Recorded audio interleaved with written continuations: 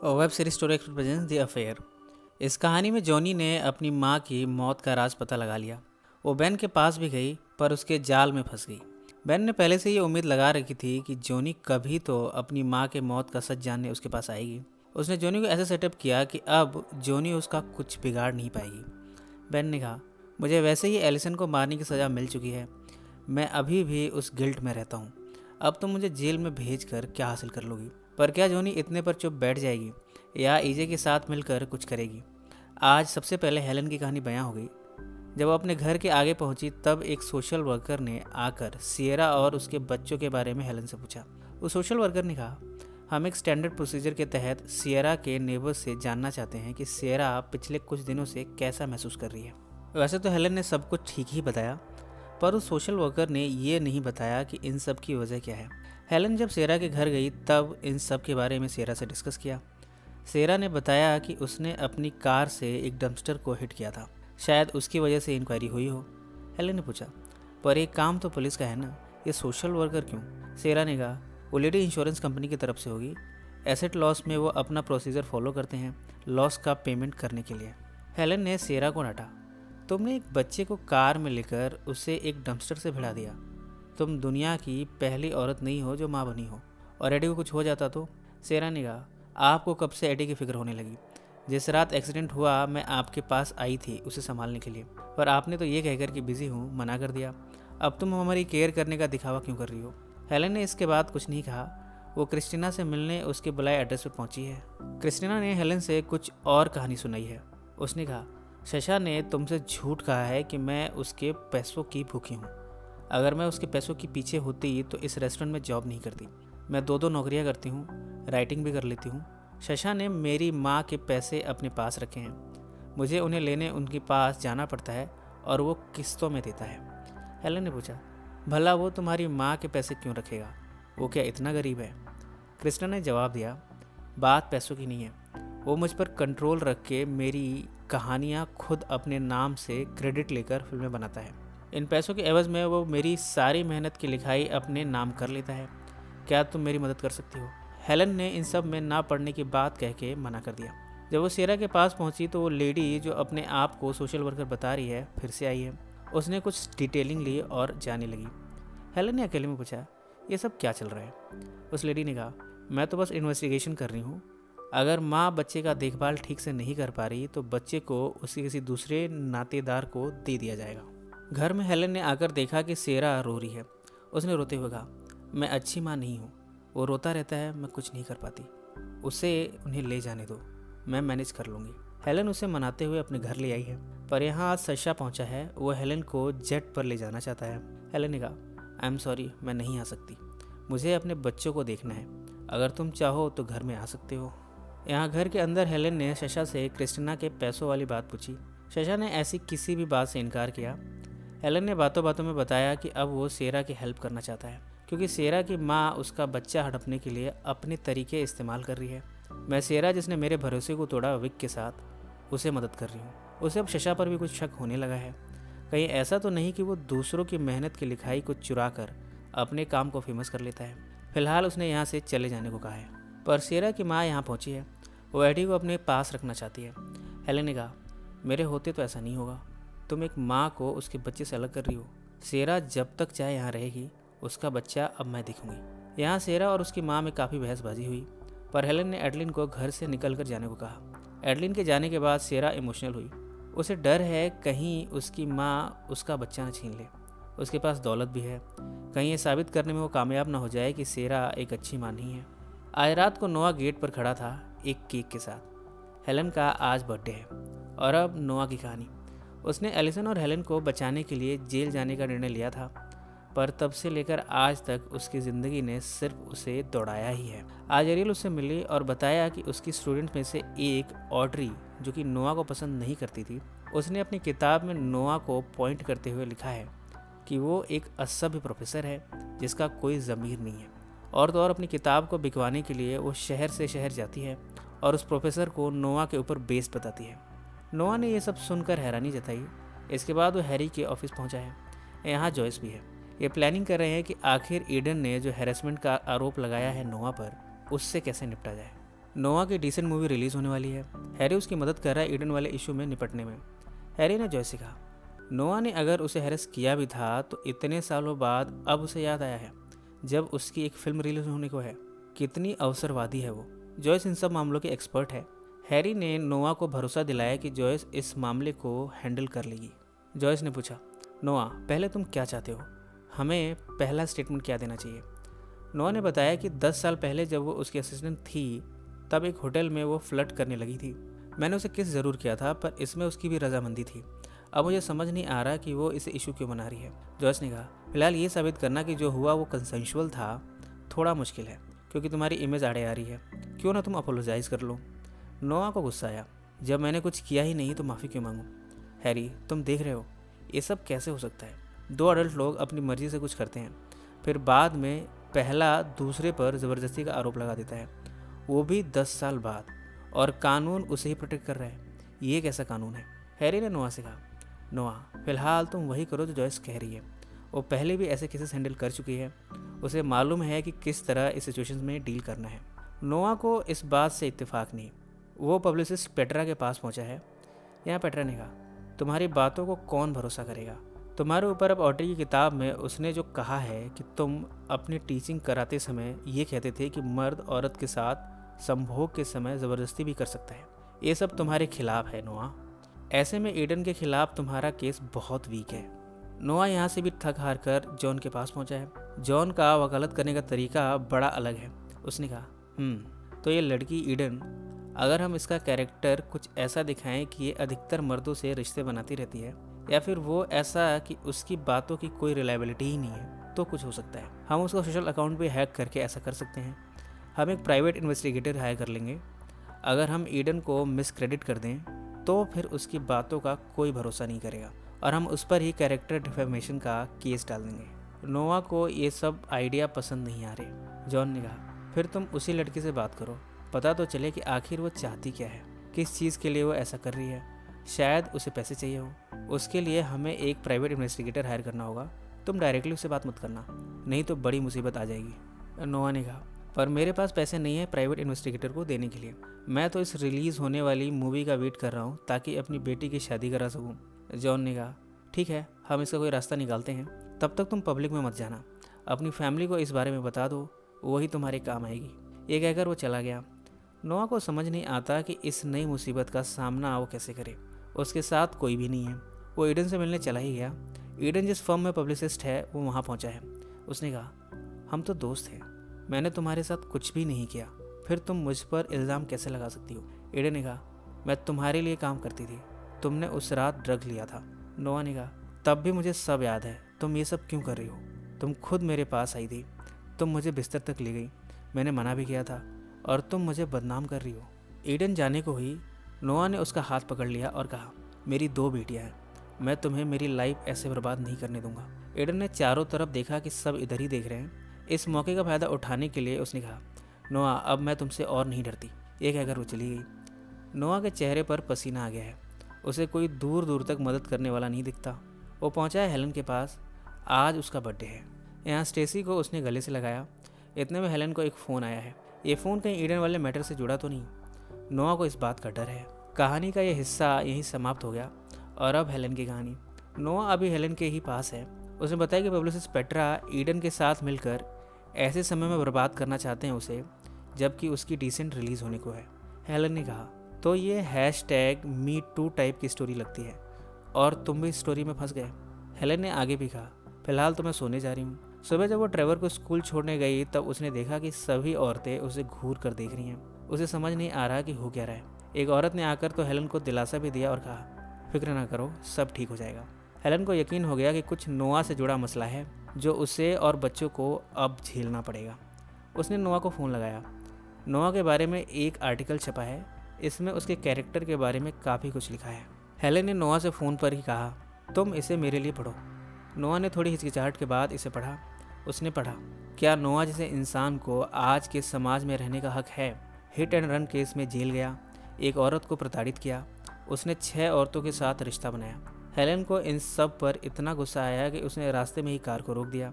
उसने कहा, कल रात मैंने तुमसे पूछा था सब कुछ बताओ, तब तुमने पूरी बात छिपाई। यानी ये जो हैशटैग मीटू स्टोरी है ये सब सच है। इस आर्टिकल में नोआ और हिडन के बारे में भी लिखा है कि नोआ ने कैसे एक असिस्टेंट का फ़ायदा उठाया। इस समय हेलन अपने घर के आगे पहुंच चुकी है। यहाँ नोआ ऑलरेडी है। उसने हेलन को कन्विंस किया कि ये सब सच नहीं है, मैंने ईडन के साथ ऐसा कुछ भी नहीं किया। हेलन गुस्से में घर के अंदर गई। इतने में हेलन को उसके बॉस का फ़ोन आया है इस सिलसिले में। हेलन ने अपनी सफाई में कहा, वो मेरा हस्बैंड नहीं है, वो तो एक्स हस्बैंड है। हेलन की कंपनी अब उसे नहीं रखना चाहती, उसे फायर कर दिया गया है। अब इन्हें बच्चों की भी फिक्र है। दोनों ट्रेवर को समझाने जा रहे हैं, वरना अगर उन्हें किसी और से पता चलेगा तब वो कुछ और ही सोचेंगे नोआ के बारे में। नोआ ने कहा, मुझे माफ़ करो कि तुम्हारी जॉब चली गई मेरी वजह से। इस पर हेलन ने कहा, मैंने उस जॉब के लिए कितनी मेहनत की है तुम्हें पता भी है। मैं मॉन्टॉक नहीं गई अपनी बेटी की शादी की प्रिपरेशन में उस जॉब के चलते, पर तुमने सब खत्म कर दिया। मैं जितना चीज़ों को संभालने की कोशिश करती हूँ तुम कुछ ना कुछ बखेड़ा खड़ा कर देते हो और सब बर्बाद हो जाता है। और तुमने उस ईडन को अपने कमरे में आने ही क्यों दिया? तुम ये भूल गए कि तुम उसके बॉस हो, वो फ़ायदा उठा सकती है। नोआ ने कहा, मैं उस समय नशे में था। हेलन ने गुस्से में कहा, तो ये किसकी गलती है? इस पर नोआ का जवाब था, हेलन, मैंने भी तो तुम्हारी हेल्प की थी। मैं जेल गया उस क्राइम के लिए जो मैंने किया ही नहीं था। रास्ते में बहुत ट्रैफिक है, ये स्कूल नहीं जा पाए, वापस घर आ गए। नोआ को फ़ोन आया कि उसकी फिल्म डिसेंट नहीं बल्कि किसी और नाम से रिलीज़ हो रही है और नोआ का नाम भी क्रेडिट्स में से हटा लिया गया है। अब हेलन के पास फ़ोन आया है कि उसके बच्चे स्कूल से छूट कर कहीं और चले गए। अब भला ट्रेवर और स्टेसी को कौन ले गया? इतने में शशा का फ़ोन आया कि बच्चे उसके पास हैं। हेलन ने शशा को डांटते हुए कहा, तुम ऐसे मेरे बच्चों को अपने पास नहीं ले जा सकते। शशा ने कहा, मैं तुम्हारे पास हेलीकॉप्टर भेज रहा हूँ, तुम आ जाओ। हेलन नहीं जाना चाहती थी, पर नोआ ने फ़ोन कटने के बाद कहा, तुम जाओ, उन दोनों बच्चों को देखो, मैं विटनी को देखता हूँ और मुझे माफ़ कर दो, सब मेरी वजह से हो रहा है। हेलन इस समय क्या कहे? वो हेलीकॉप्टर से शशा के एड्रेस पर पहुंची है। यहाँ दोनों बच्चे सही सलामत हैं। यहाँ उसने दोनों बच्चों से माफ़ी मांगी आज समय पर ना आ पाने के लिए। टीवी पर भी ऑड्री का इंटरव्यू चल रहा है। वो अपनी बुक को सेल करने के लिए नोआ वाले मैटर को जितना हो सकता है उछाल रही है। वो इस बात का दावा कर रही है कि उसने अपनी किताब में नोआ के कैरेक्टर के बारे में बड़े विस्तार से लिखा है। हेलन ने टीवी को ऑफ कर दिया। वो नहीं चाहती कि बच्चों पर इसका कोई बुरा असर पड़े। वो अकेले में जाकर बैठ गई। इन सब घटनाओं से उसके और बच्चों के आने वाले जीवन पर बुरा असर होने वाला है। उसने एक स्टेटमेंट जारी कर कहा कि नोआ एक अच्छा पिता है और जब वे साथ में थे तब वो अच्छा पति भी था। इन सब बातों को बढ़ा चढ़ा कर दिखाया जा रहा है। थोड़ी देर में टीवी पर ईडन का इंटरव्यू आ रहा था। ईडन से इंटरव्यूअर ने पूछा, आपके साथ ये सब 10 साल पहले हुआ था, अब आप इस मुद्दे को क्यों उठा रही हैं? ईडन ने कहा, मैं तो इस बारे में बात भी नहीं करना चाहती थी। वो तो पेट्रा है जो पब्लिसिस्ट का काम करती है। उसने मुझसे कहा तो मैंने एक इंटरव्यू में अपनी राय जाहिर कर दी और वो सब बातें सच हैं। ट्रेवर और स्टेसी भी ये इंटरव्यू देख रहे थे। स्टेसी ने खुद ही टीवी बंद कर दिया। हेलन जब बेडरूम में बैठी थी तब शशा उसके पास आया। वो उसे संभालने की कोशिश करने लगा। बातों बातों में शशा के मुंह से निकल गया कि पेट्रा कभी उसके प्रोडक्शन हाउस में काम करती थी। ये जानने के बाद हेलन के लिए ये फिगर आउट करना मुश्किल नहीं कि इन सब के पीछे कौन है। उसने शशा पर चिल्लाते हुए कहा, ओह, ये पेट्रा पहले तुम्हारे साथ काम करती थी। तुमने उसे कहा और उसने ईडन से कांटेक्ट किया और ईडन का कांटेक्ट भी तुम ही ने पेट्रा को दिया होगा। इसके बाद अब नोआ के बदनाम होने की वजह से मेरा और बच्चों का जीना दुश्वार हो गया है। तुम्हें पता भी है तुमने क्या किया है और ये सब तुमने अपने बिजनेस के लिए किया है ना? तुमने उसका नाम हटा दिया फिल्म से, राइटिंग का क्रेडिट खुद ले लिया। शशा उसे सफाई में कहे जा रहा था कि तुम नहीं जानती ये बिजनेस कैसे चलता है। हेलन अब कुछ नहीं सुनना चाहती। वो बच्चों को लिए घर जा रही है, पर मास्क लगा के, क्योंकि इस समय उनका पब्लिकली अपेयर होना ठीक नहीं। और अब अगला हिस्सा जिसमें विटनी की कहानी बयां होगी। उसने भी वैनिटी फेयर का आर्टिकल पढ़ा है जिसमें नोआ के बारे में लिखा है कि उसने मिसकंडक्ट किया है लेडीज़ के साथ। नोआ की फ़ोटो भी छपी है। ये सब पढ़कर उसके होश उड़ गए। इन सब का उसकी ज़िंदगी पर भी असर होने वाला है। कॉलिन का बार बार फ़ोन आ रहा है, पर विटनी उसे काटे जा रही है। फुरकैट ने उसे मैसेज किया कि वो हेल्प करेगा। विटनी उसके पास पहुंची है, पर फुरकैट की बातों से वो समझ गई कि वो सिर्फ उसका फ़ायदा उठाना चाहता है। विटनी ने कहा, तुम सिर्फ अपना मतलब निकालना जानते हो, किसी की हेल्प नहीं करना चाहते। मैं ही बेवकूफ़ थी जो यहाँ चली आई। वो जाने लगी।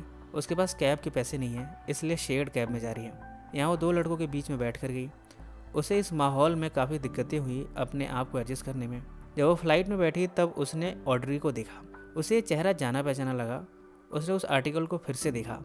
ऑड्री की फ़ोटो है इसमें। उसने ऑड्री के सोशल मीडिया पर कमेंट्स भी पढ़े। वो ऑड्री के पास बैठने को गई और उसके बगल वाली सीट पर बैठे शख्स को अपनी सीट पर जाने की रिक्वेस्ट की। विटनी ने कहा, मैं नोआ सॉल्वे की बेटी हूँ। मैंने तुम्हारे ट्विटर पर कमेंट्स पढ़े। मैं तो उस महिला को हायर करना चाहती हूँ जो तुम्हें ये सारे आइडियाज़ दे रही है। ऑड्री को समझ नहीं आ रहा कि वो विटनी से कैसे डील करे। विटनी ने कहा, देखो मेरे 3 भाई बहन और हैं, उनकी लाइफ में क्या असर होगा।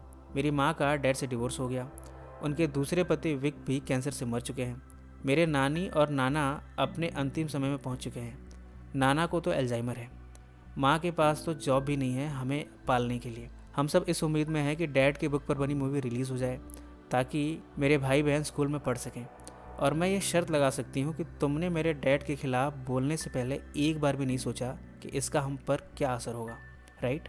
ऑड्री ने कहा, मुझे मालूम था कि उनके बच्चे हैं।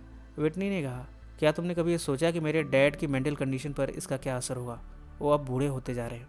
ऑड्री ने कहा, हाँ मैंने ये सब सोचा था, पर मुझे लगा कि नोआ सॉल्वे ये सब डिज़र्व करता है। मैं तो एक राइटर हूँ, सच लिखना मेरा काम है। और तुम क्या बात कर रही हो? जब मैं उसकी स्टूडेंट थी तब नोआ ने मेरे काम को कंसिडर भी नहीं किया। अब मैं ग्रो कर रही हूँ तो तुम्हें क्या दिक्कत है? तुम्हें मालूम भी है कि वो औरतों के बारे में क्या सोचता है। तुम्हारे डैड को लगता है कि एक औरत के साथ कुछ भी किया जा सकता है। विटनी ने कहा, देखो ऑड्री, मैंने तुमसे ज़्यादा दुनिया देखी है, बड़े उम्र के टीचर्स, सीनियर्स, बॉसेस के साथ काम कर चुकी हूँ। कई बार मैं खुद उन्हें इनवाइट करती हूँ अपने पास, और कई बार वो मुझे आकर्षित करते थे। ये सब मर्द और औरत के बीच के रिश्ते की बात है। मर्द बुरे भी होते हैं, मैं मानती हूँ, पर इसके लिए सारे मर्दों को हम जलाकर सोसाइटी से गायब तो नहीं कर सकते ना। मर्द हम सब की लाइफ में हर एस्पेक्ट में मदद भी तो करते हैं। ज़रा सोचो, मर्दों के बिना ये दुनिया कैसी होगी। ऑड्री थोड़ी सॉफ्ट हुई। वो रियल डिस्कशन करने में हमेशा अपने आप को आगे रखती है। इस समय उसके अंदर के सारे भाव उसके मुंह से अपने आप निकलने लगे। उसने कहा, देखो मैं मानती हूँ कि एक समय पर मैं तुम्हारे पिता से अट्रैक्टेड थी। मैंने उन्हें अपने साथ सोने को ऑफ़र भी किया, पर उन्होंने मुझे तिरस्कृत किया। ये मुझे पसंद नहीं आया। ये सच है कि हम अपने से ज़्यादा उम्र के मर्दों के साथ सोना पसंद करते हैं, पर इसकी वजह वो मर्द नहीं होता, बल्कि वो पावर होती है, वो शोहरत होती है जो उसके पास है। हमें जब लगता है कि हम उसे पा नहीं सकते, तब हम उसके साथ नहीं बल्कि उसकी इस पावर के साथ सोना चाहते हैं। क्या ये सच नहीं है? विटनी अपने बारे में भी सोचने लगी इस बात के कॉन्टेक्स्ट में। वो क्यों फुरकैट के पास जाती है?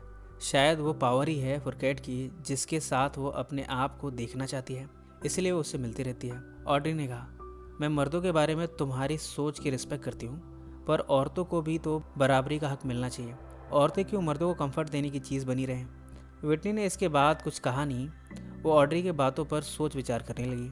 जब वो घर पहुंची, वहाँ जहाँ वो कॉलिन के साथ रहती है, तो कॉलिन ने कहा, तुम मेरे फ़ोन कॉल क्यों नहीं उठाती? मुझे इग्नोर करती रहती हो। मुझे तुमसे बात करनी है अभी। विटनी ने कहा, कॉलिन मैं तुमसे अब शादी नहीं कर सकती। कॉलिन ने पूछा, पर क्यों? विटनी ने रोते हुए कहा, क्योंकि मैंने तुम्हें चीट किया है। कॉलिन ने जानना चाहा कि वो कौन है। विटनी ने कहा, वो फुरकैट था, पर मैं इन सब से बाहर निकलना चाहती हूँ। तुम मुझे छोड़ दो, ये शादी अब हम नहीं करेंगे। तुम्हें ग्रीन कार्ड तो किसी और तरह से भी मिल जाएगा। कॉलिन को इस पर गुस्सा आया। उसने कहा, तुम हम मर्दों के बारे में क्या सोचती हो? मुझे नहीं पता। तुम्हें लगता है कि सारे मर्द सिर्फ इस्तेमाल करना जानते हैं, तो तुम गलत हो। मुझे ग्रीन कार्ड के लिए तुमसे शादी करने की ज़रूरत नहीं है। मुझे तो ये देश वैसे भी पसंद नहीं है। मुझे अपना देश अच्छा लगता है, पर वहाँ तुम नहीं हो, इसलिए मैं यहाँ रहता हूँ। मेरे लिए तुम इम्पोर्टेंट हो, ग्रीन कार्ड नहीं। इसके बाद उसने विटनी की वो पेंटिंग दिखाई जिसे उसने खुद बनाया है। ये पेंटिंग बेहद खूबसूरत है। विटनी तो इसे निहारती रह गई। कॉलिन ने कहा, आई एम सॉरी, मैं बड़ा स्लो पेंटर हूँ। मैं फुरकैट के जैसा एफिशिएंट नहीं हूँ। काश मैं इतना एफिशिएंट हो जाता और हमारे लिए एक घर खरीद पाता, पर मैं एक न एक दिन हम दोनों के लिए ये सब कर लूँगा। पर तुम मुझे छोड़कर मत जाओ। विटनी की आंखों में आंसू थे। उसने कॉलिन को गले से लगा लिया। उसने रोते हुए उसे माफ़ी मांगी और कहा, मुझे माफ़ कर दो। मैंने तुम्हारे बारे में गलत परसेप्शन बना लिया था। मैंने अपनी लाइफ में बड़े बुरे मर्द देखे हैं, पर तुम वैसे नहीं हो। तुम्हें प्यार शब्द का सही मतलब पता है। इसके बाद दोनों ने लव मेकिंग की। थोड़ी देर में यहाँ नोआ आया। उसने विटनी को समझाने की कोशिश की और कहा, विटनी तुम इन न्यूज़ के बारे में ध्यान मत दो, वो सब झूठ है, मैं सब संभाल लूँगा। विटनी ने नोआ को यहाँ से चले जाने को कहा। कॉलिन भी कमरे से बाहर निकला। उसने नोआ से यहाँ से चले जाने को कहा। हेलन भी पहुंची है ट्रेवर और सेसी के साथ। हेलन ने सिचुएशन को संभाला। उसने कहा, तुम सब मेरी बात ध्यान से सुनो। ये सब जो कुछ भी हो रहा है वो सब मेरी वजह से है। नोआ बेकसूर है। ये सारा किया धरा शशा का है। उसने नोआ और मेरा दोनों का इस्तेमाल किया है। विटनी ने कॉलिन से कहा कि वो ट्रेवर और स्टेसी को बाहर ले जाए। वो नहीं चाहती कि छोटे बच्चे ये सब सुने। उसने हेलन को डांटते हुए कहा, आप अभी भी इनकी साइड ले रही हैं। अगर आप इन्हें डिवोर्स के बाद चले जाने देती तो आज हम सब इस मुसीबत में नहीं होते। आप कह रही हैं कि वो औरतें झूठ बोल रही हैं। मैं नहीं मानती। ये इंसान औरतों को अपने शिकार की तरह देखता है। नोआ ने कहा, तुम मेरे बारे में ये सोचती हो? इस पर विटनी ने जवाब दिया, आपने तो मुझे भी नहीं छोड़ा। और रात में नहीं भूल सकती जब मैं बाथटब में थी अपने फ्रेंड के साथ। आप आए, मुझे नहीं पहचाना और मुझे एक शिकार की तरह हवस भरी नज़रों से देखा। वो तो जब आपने करीब आकर देखा कि ये मैं हूँ, तब आप वापस चले गए। आप ऐसे ही इंसान हो। ये कहकर वो रोती हुई अपने कमरे में चली गई। यहाँ रोते हुए उसने उस पेंटिंग को दोबारा देखा। इसी नोट पर कहानी का ये हिस्सा यही समाप्त हो गया। फ्रेंड्स, इस कहानी में अब सिर्फ 2 एपिसोड्स बचे हैं। आई एम श्योर इसे ख़त्म होने के बाद आप इसे बहुत मिस करने वाले हैं। आगे की कहानी हम अगले पार्ट में डिस्कस करेंगे। सो फ्रेंड्स, फिर मिलेंगे ज़िंदगी के किसी नए मोड़ पर।